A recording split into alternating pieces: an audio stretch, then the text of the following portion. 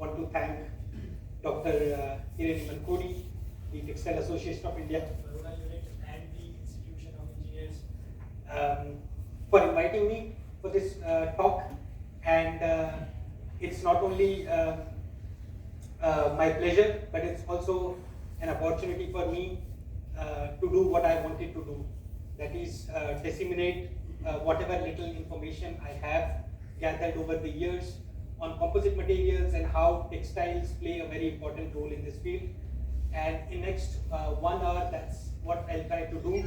I also gathered from the organizers that we have a crowd which are from all the age groups, all the experience groups, and I have based this lecture with whatever little information I have. But then I'm hoping that every one of us takes something from this lecture. And when I say every one of us, that also includes myself. And I am looking forward to some questions or interactions that also helps me to develop myself.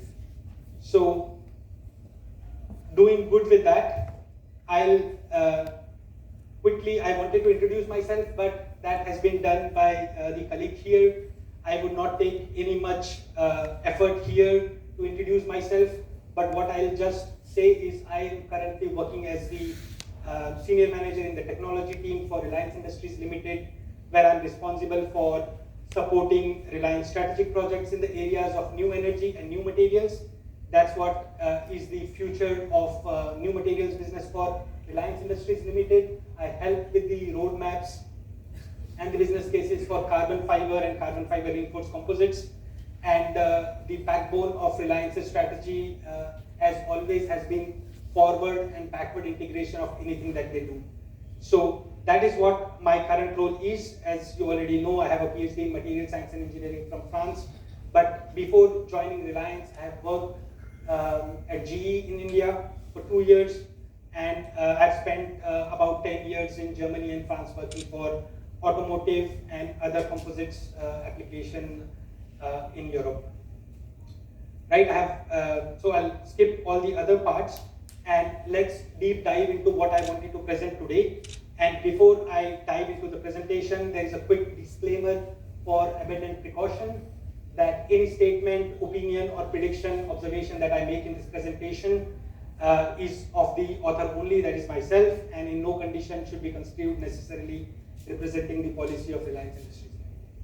Also, the scope of this presentation is strictly for knowledge sharing purpose, and that it not necessarily provides any recommendation or any advice or recommendation to any of you present in the audience.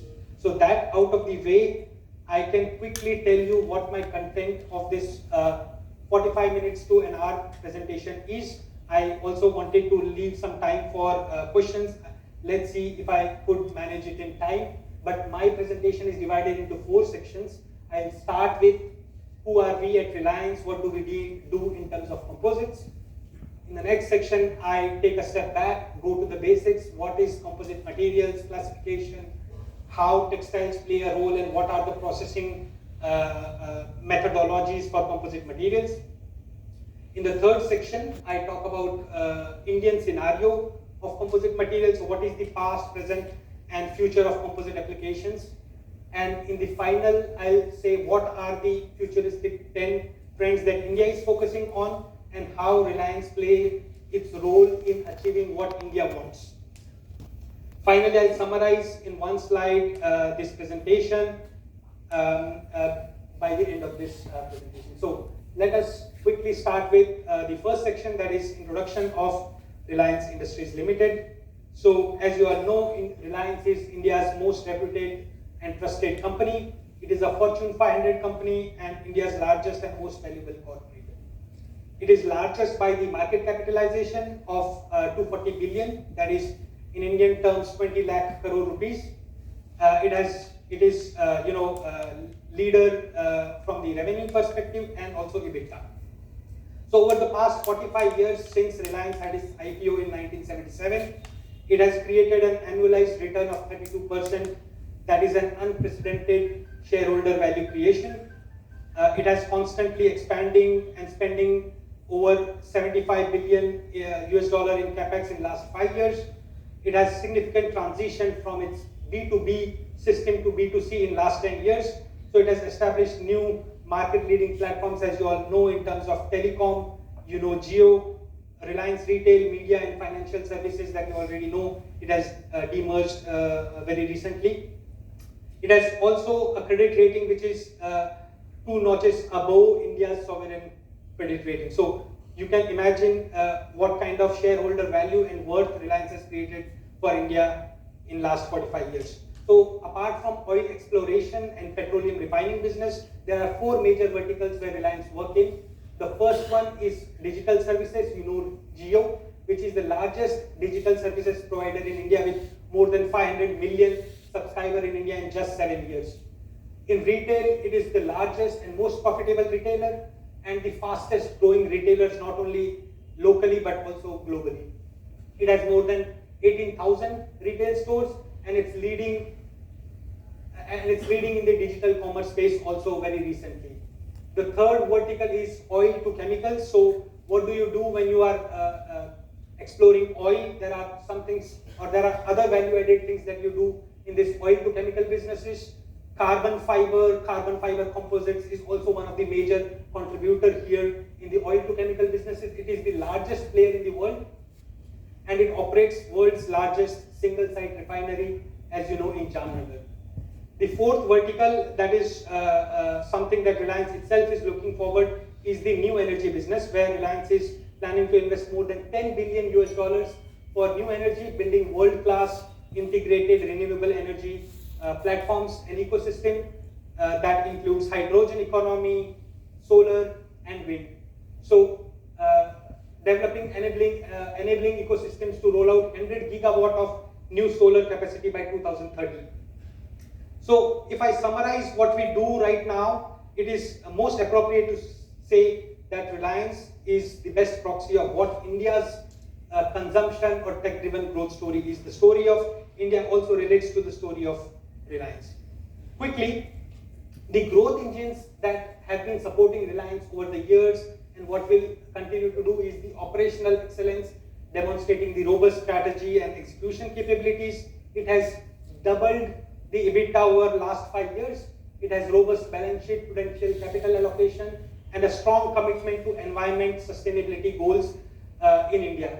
As you know, in India has been part of this COP21 strategy where India has committed to get net zero by 2070, but Reliance on its own has targeted to become net zero through its environment and sustainability goals by 2035. So that in itself is a very, very challenging target that it has taken for itself. So energy businesses that I spoke of are enabling sustainable future. So this new energy and new material business that we are part of right now will contribute definitely to this net zero carbon by 2035 goal. Consumer business has been also expanding and it has unparalleled access to the Indian customers with multiple growth drivers. I'll not go into details how Jio and retail has been expanding, but it can be seen through your own preliminary assessments. They have contributed to India in a very positive way. So this Reliance's growth engines are poised to be benefiting the structural growth in India. Finally, that out of the way, introduction to Reliance, which probably some of you already had known. I wanted to introduce you to Reliance Composite Solutions. So Reliance entered into composite business in 2017 through acquisition, through asset acquisition of a company called Camrock, which is on the Baroda-Halol highway.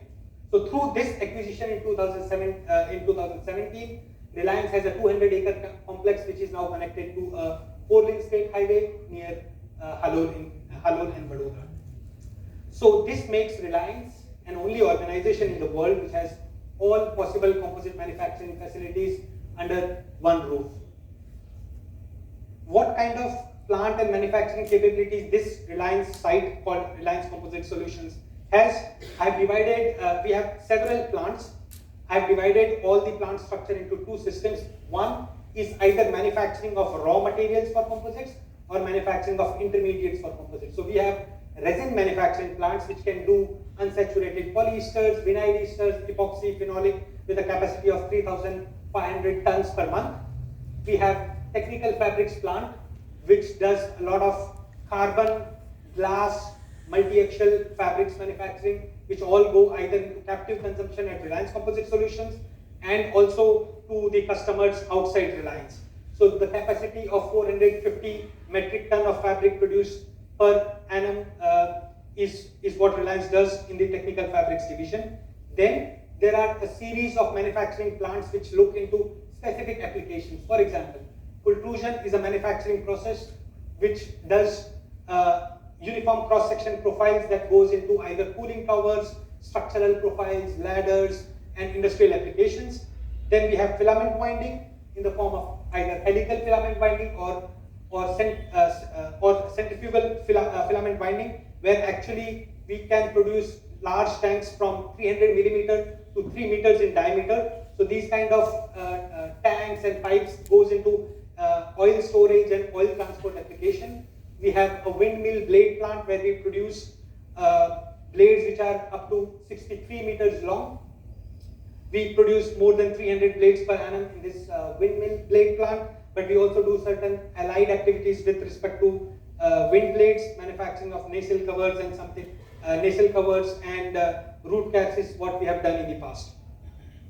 Another major plant is in the form of mass transportation, where we build support structure or composite structures that goes into metro assemblies.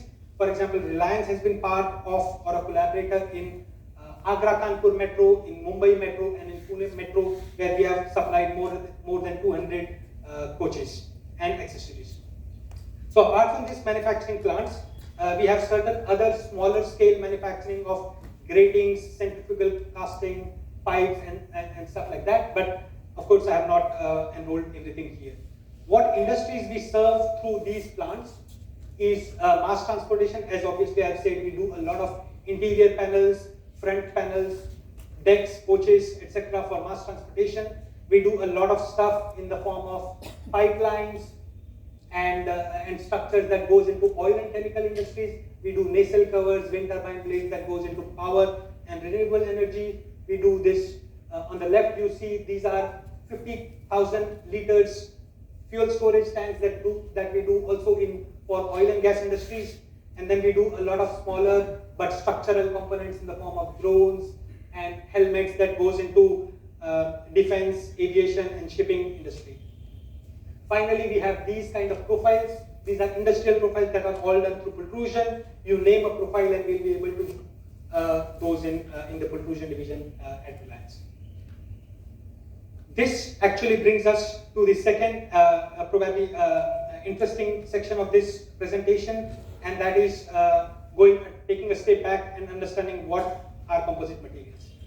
So if I ask the audience about how do we define composite materials, though the definition is written here, but there are three important parts of composite which are part of the composites definition. That is, you combine two or more materials, you combine them at a macroscopic scale, and then it has to be chemically distinct materials, and the third material that you produce because of combining those materials should have properties that are superior to the individual constituents. Now, all the three highlighted sections here are important because they add certain perspective to what composite materials can be. For example, if you mix a lemon juice with water, it is a solution, but it cannot be a composite solution because it's combined at micro levels or there is a cross-linking. So here at a macroscopic level, it means you will be able to identify those two materials independently, but then they will be combined to produce properties which are superior than the individual components. What are the main constituents of composite materials? I have a simple diagram here showing what are the constituents. So two of them that you see in the figure are the reinforcement and the matrix. So reinforcement is actually a textile material, which is the primary load-bearing element of the composite. It can be discontinuous in the form of short fibers, it can be continuous, but the important property of these reinforcement is these are anisotropic. So if the fiber is lying in this direction, the properties are also in this direction, while in the other direction, you might not have the required properties. Then there is something called matrix. So matrix is something which is a continuous material in the composites, and it protects and maintains the reinforcement. It's also responsible for protection and then transfer of load. The third constituent that you don't see, but it is very important, is when the fiber and the matrix are combined, there is a micro layer which actually is responsible for transfer of loads from the fiber to the matrix and then to the adjoining fibers. So that is called the interface of the composite materials.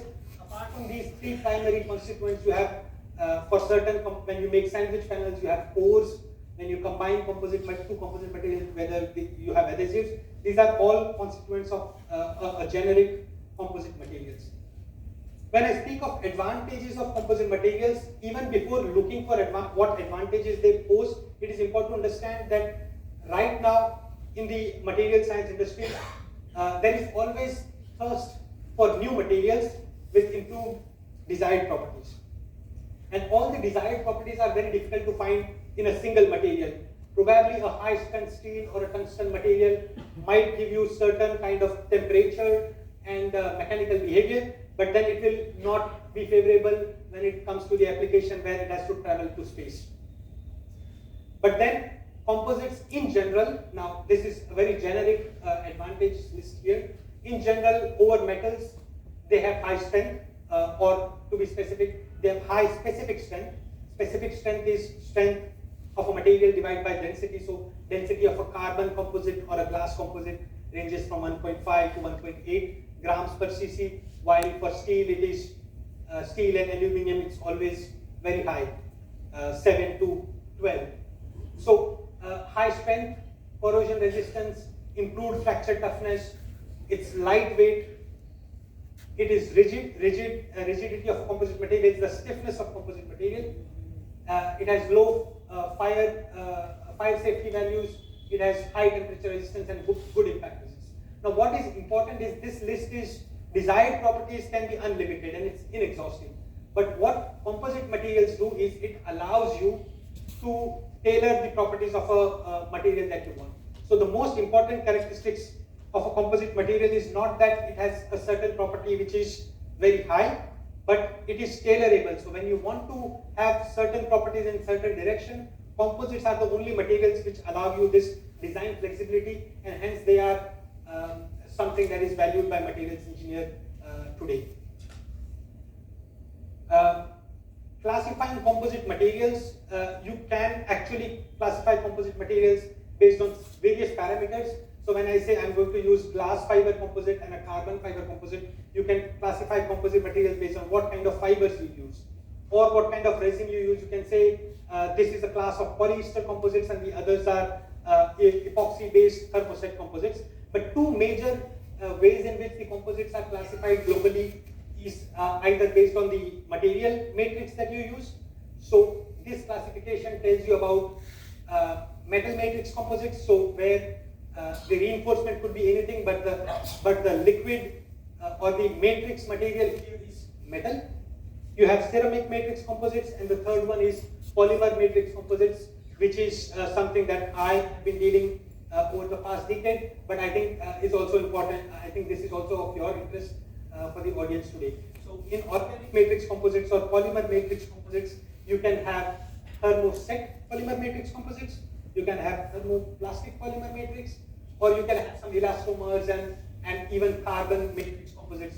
But the basic difference between thermoplastics and thermoset is in thermoset matrix such as epoxies or polyurethane, you have cross links. So you cannot go back to the polymer liquid state just by heating of these thermoset materials. But in thermoplastics, you actually can recycle them. So you heat them, melt them, and form them in a different shape if you want them. So those are the basic understanding of classification of composite materials based on what kind of matrix that they use. Based on the reinforcement types, we can broadly classify them into 4 types. That is particulate composites. So instead of having fibers or fabrics inside, it's a composite which is made out of resin, which has certain powders or flakes dissolved into it. Not dissolved, present into it. Then we have discontinuous fiber composites. We also call them short fiber composites. These short fibers could be random fiber composites or aligned. So the short fibers are aligned in a specific direction and then infiltrated with resin. So you have properties, better properties when you want the properties to be aligned in at least one direction. Then you have continuous fiber reinforced composites. Now this could be unidirectional composites where the fibers are all aligned in only one direction. You can have bidirectional, you can have multi-directional composites. And then the fourth types are those with sandwich structure. So the applications for sandwich structure, for example, on the floorboard where you require a higher stiffness, then you increase the thickness of the composite not by adding more of a carbon or glass, but you add a sandwich layer. So according to the mechanics of composite materials, just by increasing the thickness by adding a core material or a sandwich material, you can get the desired stiffness values. So again, this points out to the tailorability of the composite materials. Coming to the question of textile composites, I just quickly wanted to add this slide just because we have a certain background. All of us are here with some background on textiles. So textile composites is actually nothing different than polymer matrix composites. It is basically a textile reinforcement combined with a polymer, and that makes it a polymer matrix composites. The term textile here is an interlaced structure consisting of yarns, or more commonly in composites, we don't call them yarns but tows.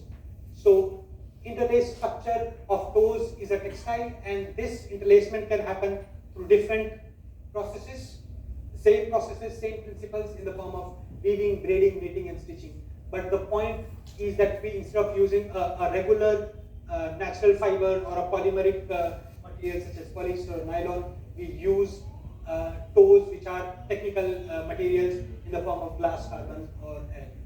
So on the front row, you see these kind of schematics of 2D woven fabrics.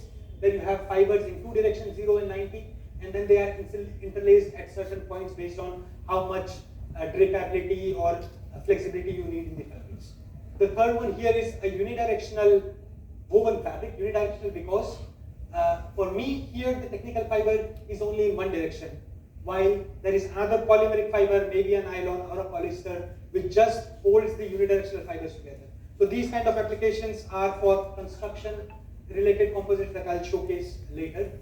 Then we have a 3D woven fabric where this technical fiber also is in the third direction, that is in Z direction, because in composites not only the bidirectional properties are important, but sometimes, for example, when you're talking about impact composites, when you're talking about bulletproof and other applications where there is an impact that is required to be sustained, then we need fibers in three directions. You then have also triaxial and braided fabric where the properties are not necessarily required in just perpendicular direction, but also at other angles.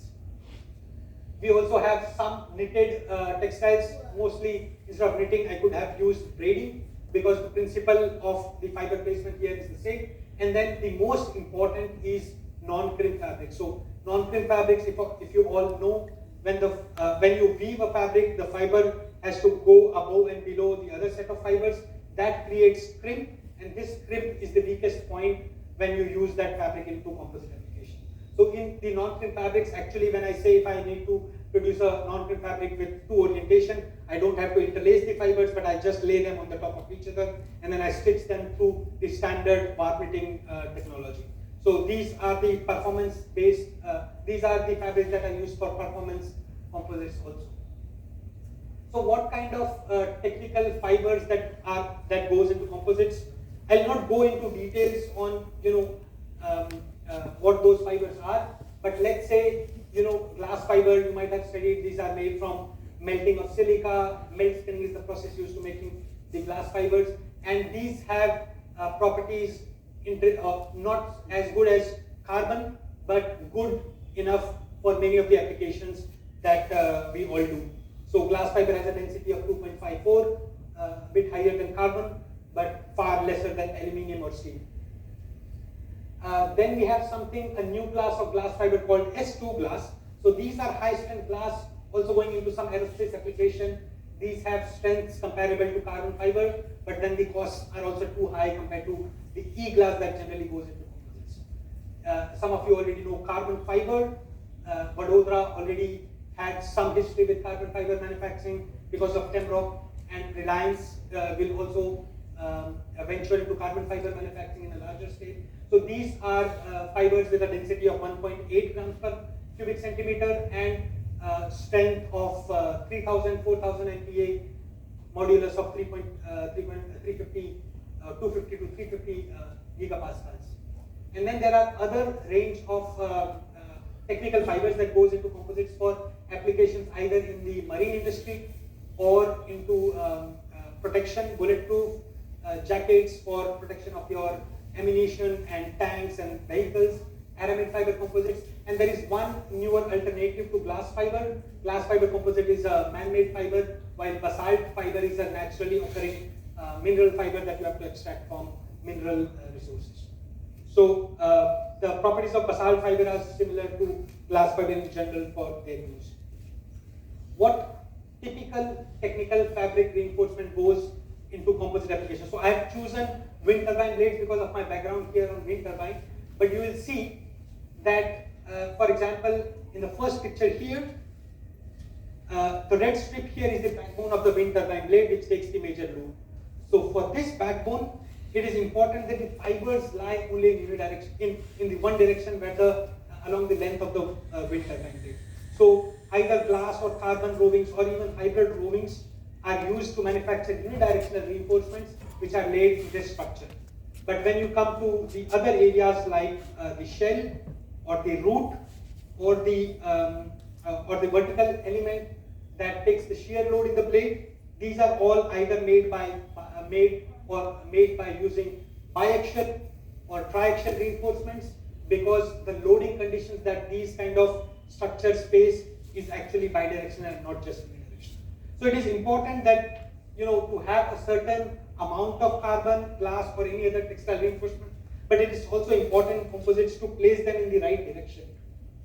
So what you see here is a bidirectional fabric, while you see here it's carbon fiber only in one direction and glass fiber also in one direction. There are other ranges of triaxial and other fabrics that are now being hybridized. So you have to have a balance of what is the cost involved in the composite manufacturing and what are the added benefits in terms of mechanical behavior. So hybrids is also a term which is trying to pick up not only for wind turbine blades but for other applications. Typical textile reinforcements that goes into construction applications. For example, this is a bridge which might have crossed its age of use, but then to enhance the life of the bridge and to allow these pillars to take the compressive loads, what we do is we wrap around a carbon fiber unidirectional fabric layer and then infuse it with a resin system.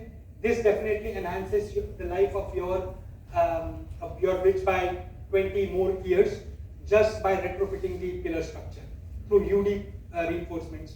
So I have a colleague from here who does this business development for such unidirectional carbon fabric reinforcement that goes into construction application for pillars, for bridges, for pipelines that might have corroded and stuff like that.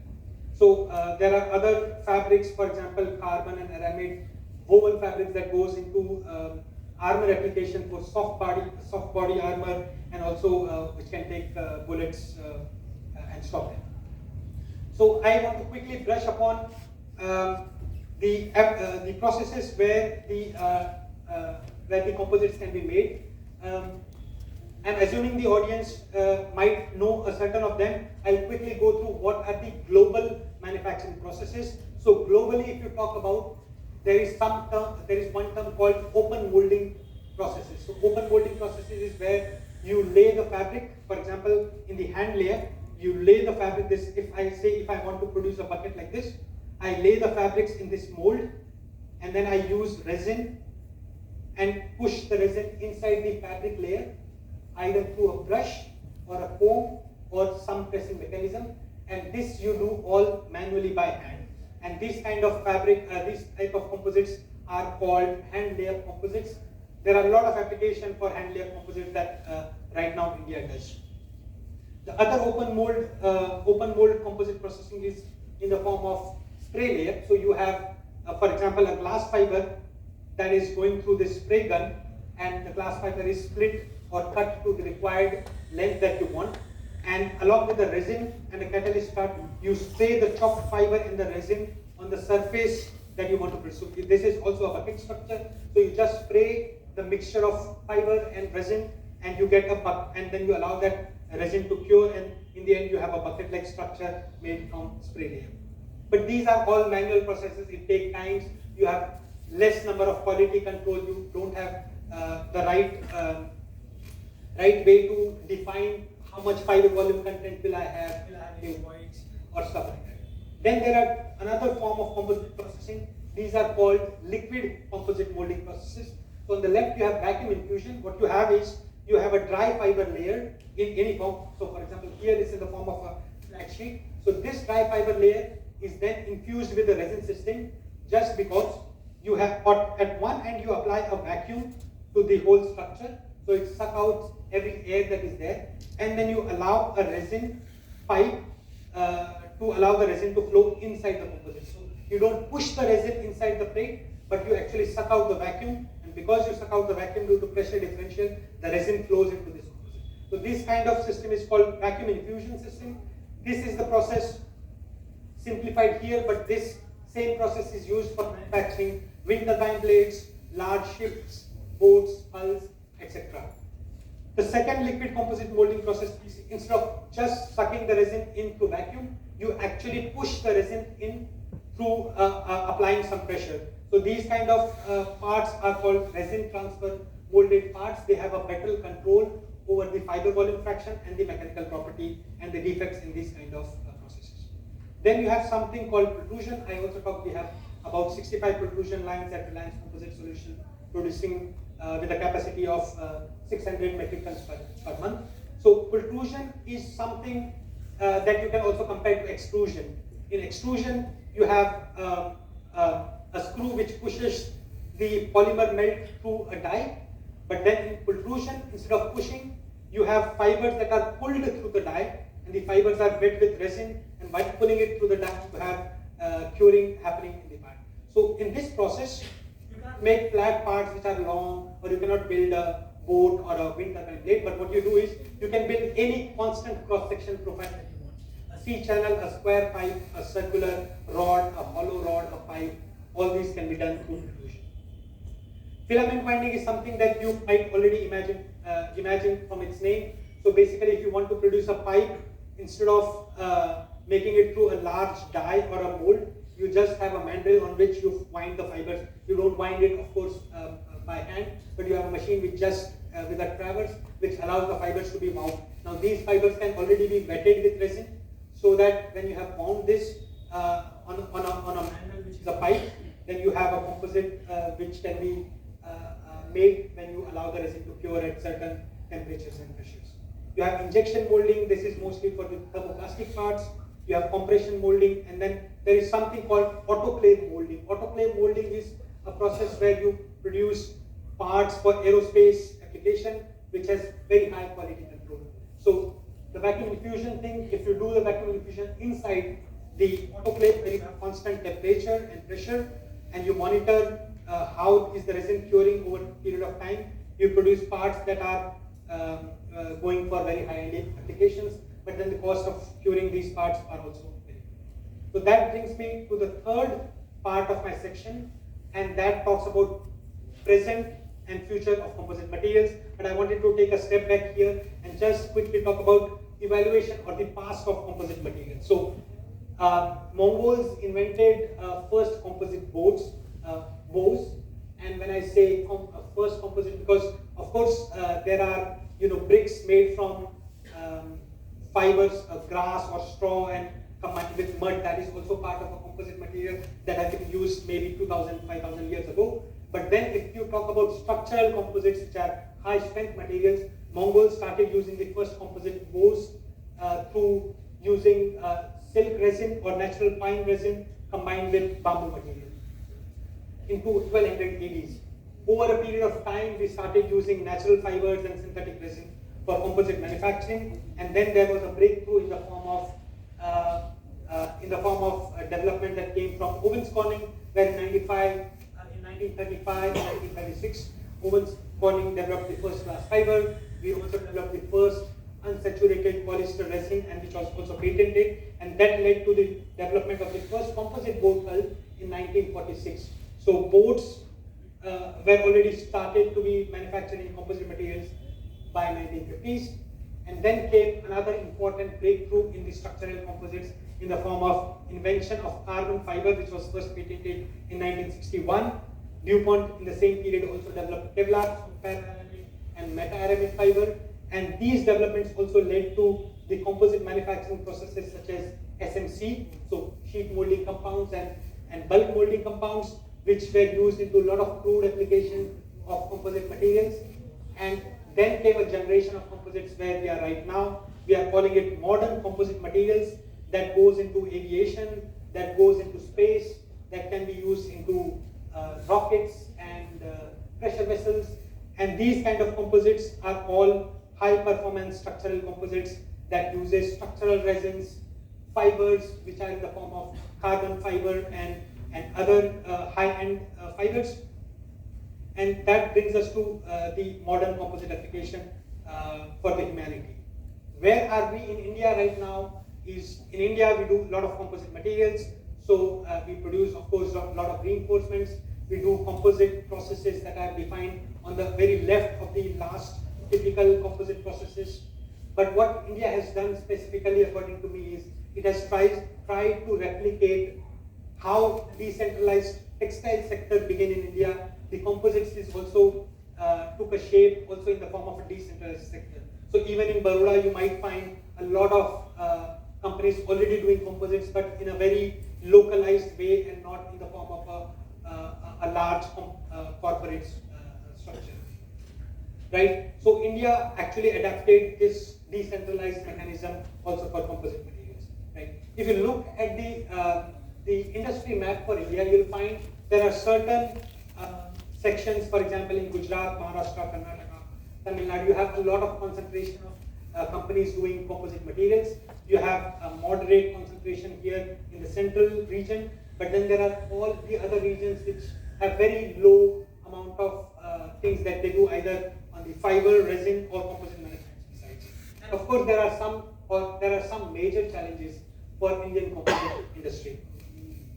The first one and the very prominent one is there is a lack of awareness in terms of how these fibers can be made, how that can be used, and how important the quality control or process control aspect is there for composite materials. There is absence of solid, concrete regulatory framework.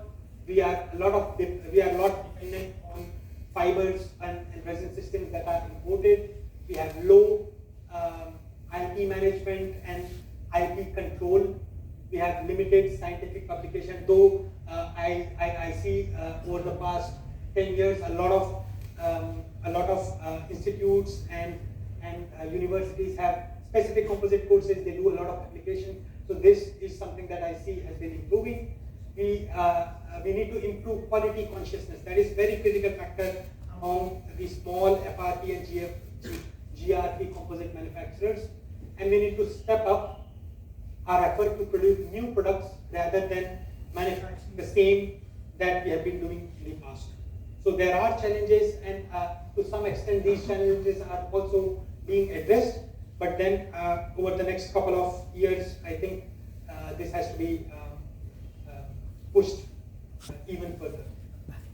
So if you look at the Indian composite market segments right now in 2023, you will find that there are these four major sectors: mass transportation, building and construction, chemical, corrosion, renewable energy, and infrastructure, where a lot of composite materials go. So mass transportation, you see composites go into trains, buses, trucks, tractors, automobile.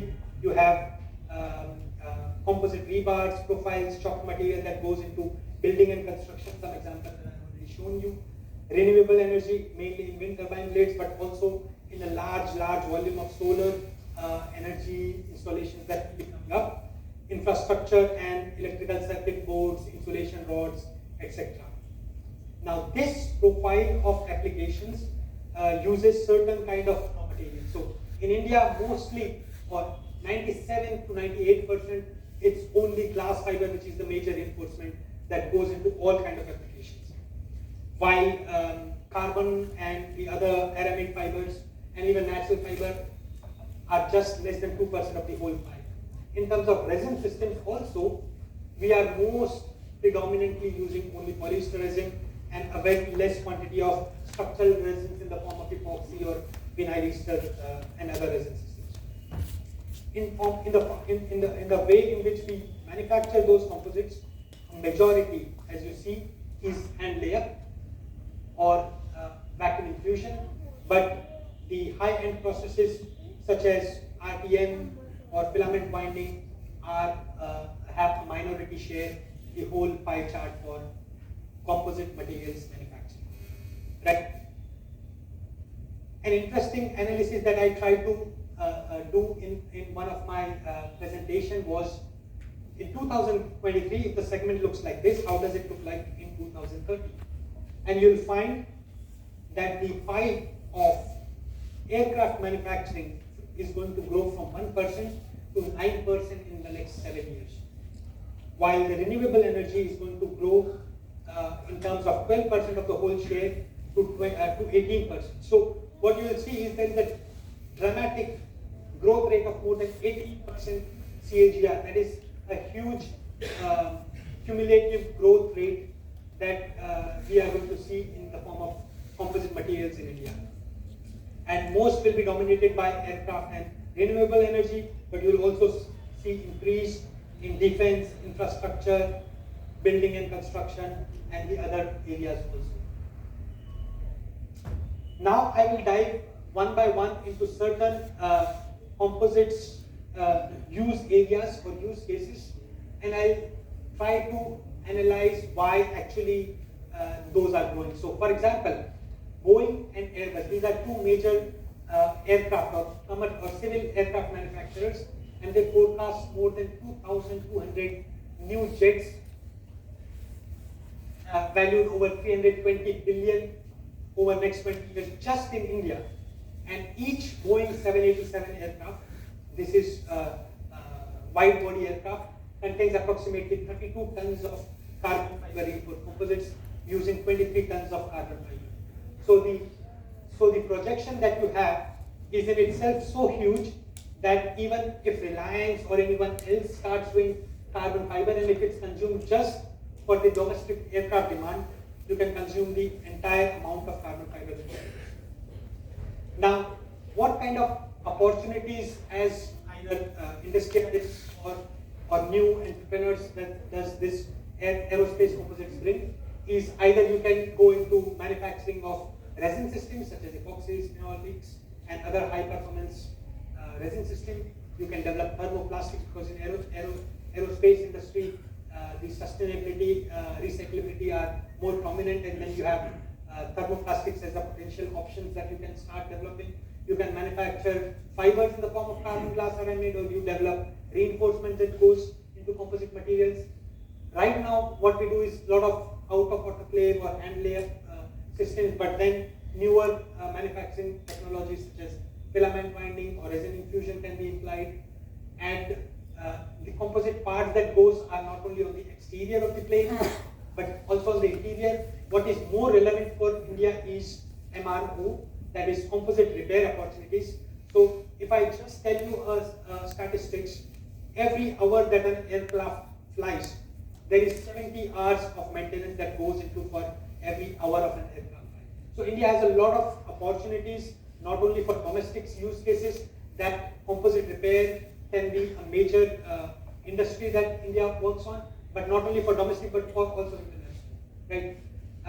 There are other key players already doing this, but I think the scope is still far, far more than what we are doing right now. Coming to drones, so drones, as you know, have changed the way warfare is done right now. So probably you don't have more troops on the field, but more drones flying in the air, and that changes the dynamic of a war system. futuristic, but if you just neglect what a drone can do in a war situation, but drone can be used into a lot of civilian applications also, and India is doing a lot of strides now in the manufacturing of commercial drones for non-military applications, for surveying and mapping of land and railway lines, for filming and photography that you have seen in every marriage. You have a drone shot now, which is very common.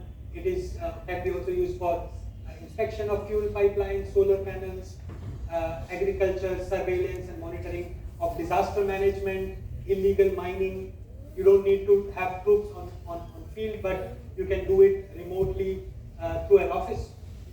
Then you have transmission lines and inspection of environmental conservations, rescue and search operations and stuff like that.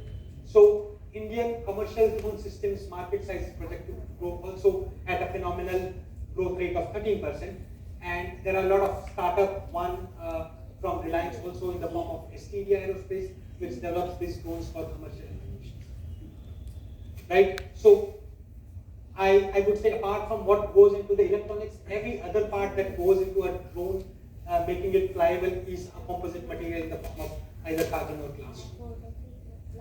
In renewable energy system, you will see that India is going to be net zero by 2070, and wind and solar are going to play a major role, helping India to achieve those sustainability goals. So the main backbone of this new generation of wind turbine blades is going to be a carbon fiber reinforced composites. In general, blades have been used for energy manufacturing since 1970s, where we started with just 2-3 meters, 10-meter blades. But the average blade size as of today is close to 70 meters, and in just next 10 years, it is going to be 90 meters. And as the blades go longer, they need more strength in their backbone, and this strength can be provided by full two-day profiles that goes into the spark, which is the main backbone of the wind turbine blade. So there is huge potential of carbon fiber and glass fiber composites going into the wind turbine blades. Coming to solar, so India is going to produce or establish more than 450 gigawatt of solar establishments over the next 10 years, and Reliance on its own is planning an estimated target of 100 gigawatts by 2030. And when I say for India, it's also for Reliance, that these profiles for the photovoltaic, the frames for the photovoltaic modules or the support structures to be converted from a metal profile to a composite profile, and just by converging these two elements, the composites used in the solar is going to be exponentially growing like anything. And these are something that is already looked into by industries. So I talked about pillars, rehabilitation or improvement of the life of the pillars. You have compressive loads that these pillars take, and just to avoid the buckling or just enabling the pillars to take more load for a longer duration, you wrap it with a carbon fiber composite, and that helps you to enhance the life of these plates. You also have full two-day profiles. So these are solid composite profiles that are used on the under structure of the bridge, and it allows the bridge to take more of a bending loads over a period of time. You have composite rebars, so you replace the steel rebars by glass fiber composite rebars, which are flexible, they can be bent, they do not corrode, and they improve the life of your structures, and they are also lightweight. Transportation is easy, manufacturing is easy, and the overall carbon emission because of the whole process is lower.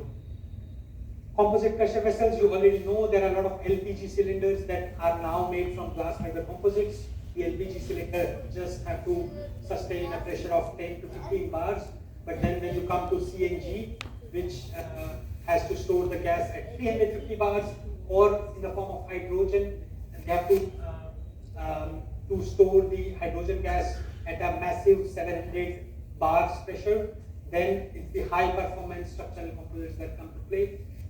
Just for a brief introduction, there are 5 categories in which the cylinders are made for storing gas in the form of a liquid.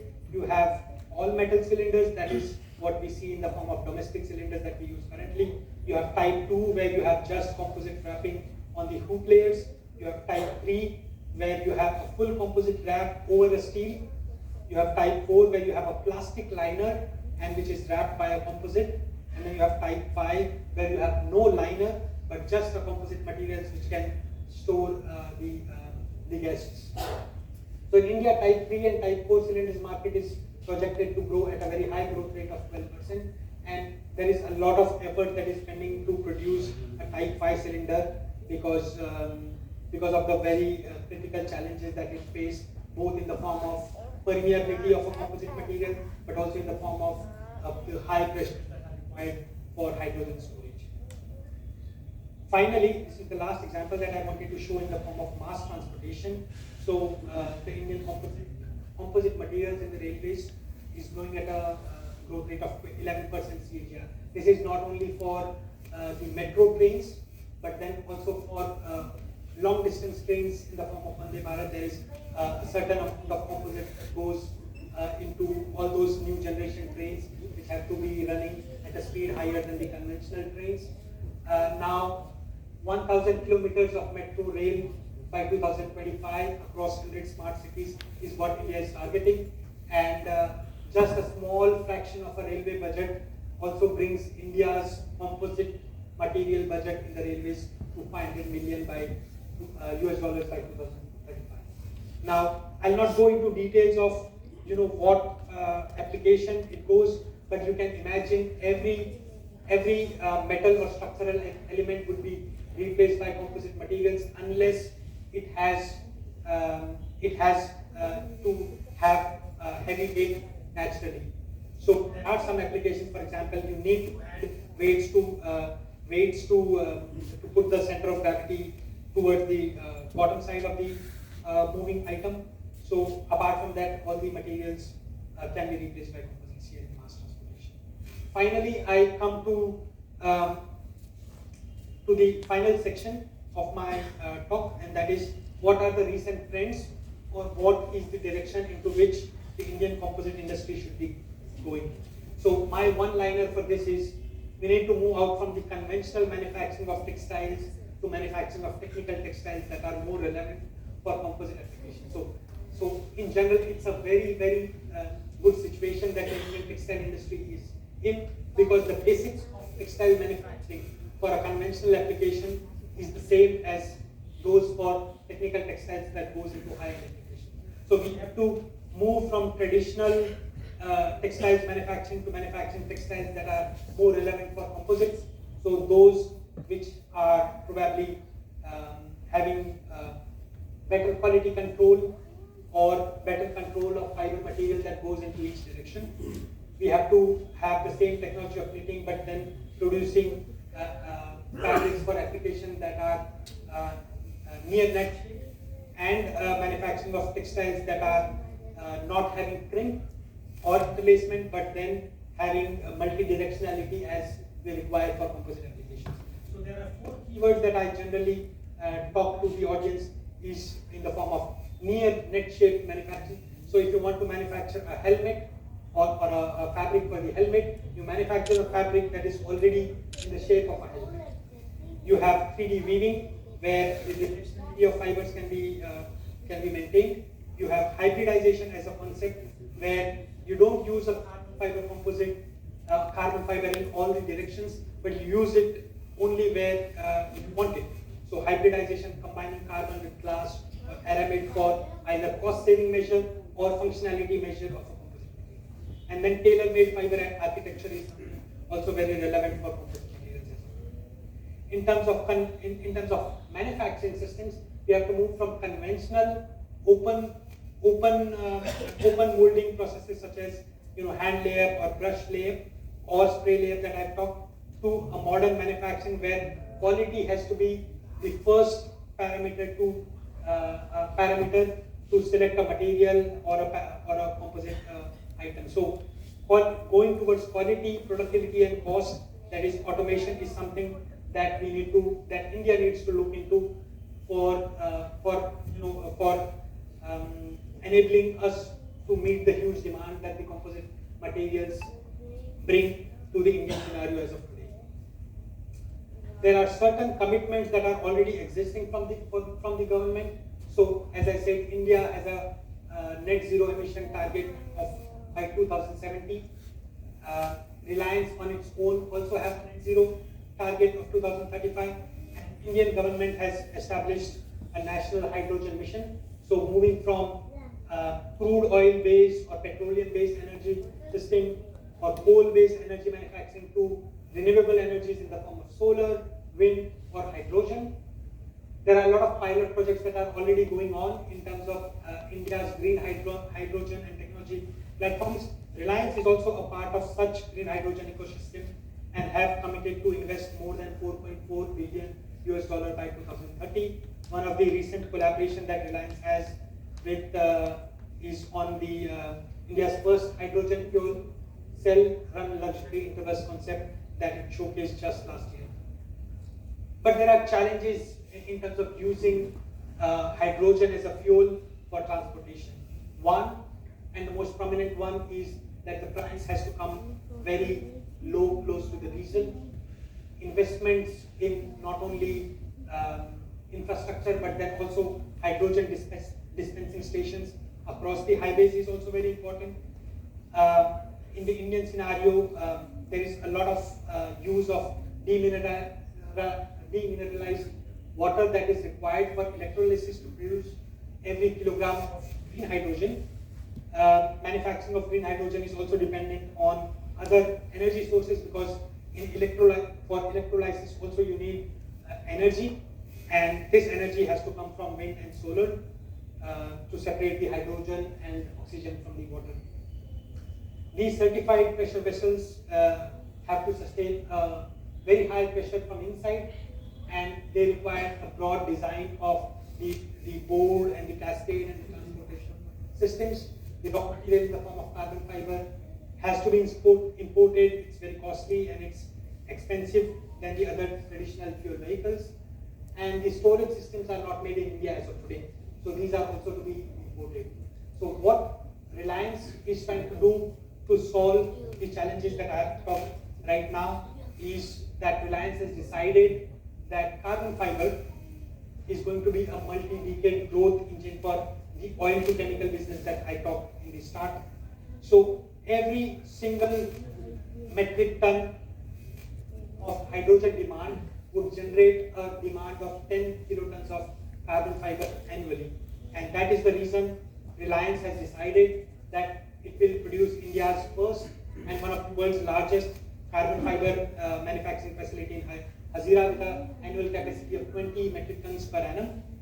And apart from this, for this carbon capacity not only going for hydrogen transport and storage, but also as a significant cost driver in the wind turbine blades. So Reliance is in the plan of building world-class integrated renewable energy ecosystem, and it will develop applications out of carbon fiber that will help grow in the renewable energy in the form of wind and solar to grow. So if you look at the current scenario of what I showed you at the start, Reliance Composite Solutions, we do resin, technical fabrics, protrusion, and the other manufacturing. This is soon going to be changing in the form of manufacturing more of carbon fabrics and geogrids and carbon grids. We'll do a lot of carbon fiber-based composites for wind turbine blades, for electrical insulator and transmission lines and stuff like that. More into civil aviation, for sports, leisure, and other activities. We'll do spar caps for wind turbine blades, and we'll develop more of a high performance, quick cure resin systems that will go into structural composite application. This finally brings us to the last slide of my presentation. I would like to quickly summarize. We talked about what does Reliance is doing, how Reliance's composite business fit into this new materials and new energy business that Reliance wants to build over the next decade. I talked about what is composite materials, what are their applications, how India is, what is the current Indian status in terms of what kind of materials we use, what kind of application and processes we use, and how this is going to change over next decade.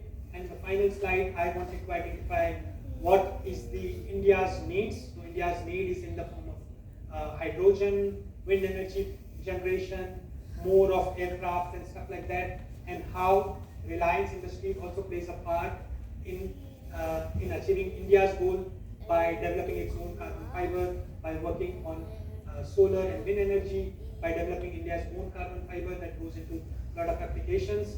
And finally, these couple of points. So India is aiming to be a future hub. I think there are a lot of